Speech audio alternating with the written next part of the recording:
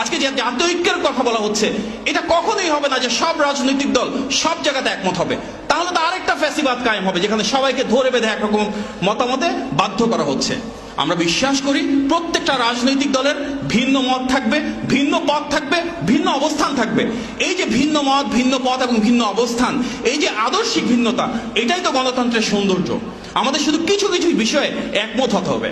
আমাদেরকে একমত হতে হবে গণতন্ত্রের জন্য, আমাদেরকে একমত হতে হবে গণমানুষের ভোটাধিকারের জন্য, আমাদেরকে একমত হতে হবে মানবাধিকারের জন্য, আইনের অনুশাসনের জন্য, বাক স্বাধীনতার জন্য, এবং অবশ্যই আমাদেরকে একমত হতে হবে বাংলাদেশের সার্বভৌমত্বের জন্য। যার কারণেই আমরা বিএনপি থেকে বলছি, সবার আগে বাংলাদেশ।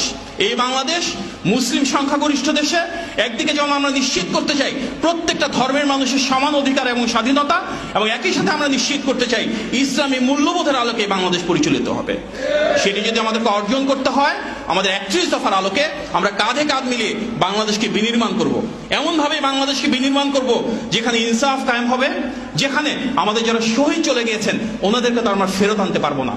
আমাদের শাপলা চত্বরে যে ভাই মারা গিয়েছেন, গত 16 বছরে যে ভাই মারা গিয়েছেন, গণ অভ্যুত্থানে যে ভাই মারা গিয়েছেন, এই প্রত্যেকটা শহীদের রক্ত এবং ত্যাগকে যদি আমাদের অর্থবহ করতে হয়, তাহলে ওনাদের স্ত্রীদের জন্য, ওনাদের সন্তানদের জন্য আমাদের সেই বাংলাদেশ প্রতিষ্ঠা করতে হবে যে বাংলাদেশের স্বপ্ন এবং আকাঙ্ক্ষাকে ধারণ করে ওনারা জীবন দিয়েছেন।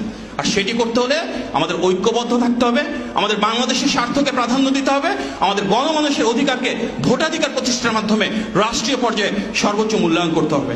প্রিয় ভাইয়ের আমার, সেই স্বপ্নকে সারথি করে, সেই বাংলাদেশকে আমরা কাঁধে কাঁধ মিলিয়ে বিনির্মাণের ঐক্যকে ধারণ করে, সেই প্রেরণা যুগিয়ে আমরা কাঁধে কাঁধ মিলিয়ে ইনশাল্লাহ বাংলাদেশকে সামনের দিকে এগিয়ে নিয়ে যাবো। সেই অঙ্গীকারের মাধ্যমে আমার বক্তব্য শেষ করছি, এবং আজকে এই সুন্দর আয়োজনের জন্য আপনাদের সবাইকে অনেক অনেক ধন্যবাদ, মোবারকবাদ। আসসালামু আলাইকুম।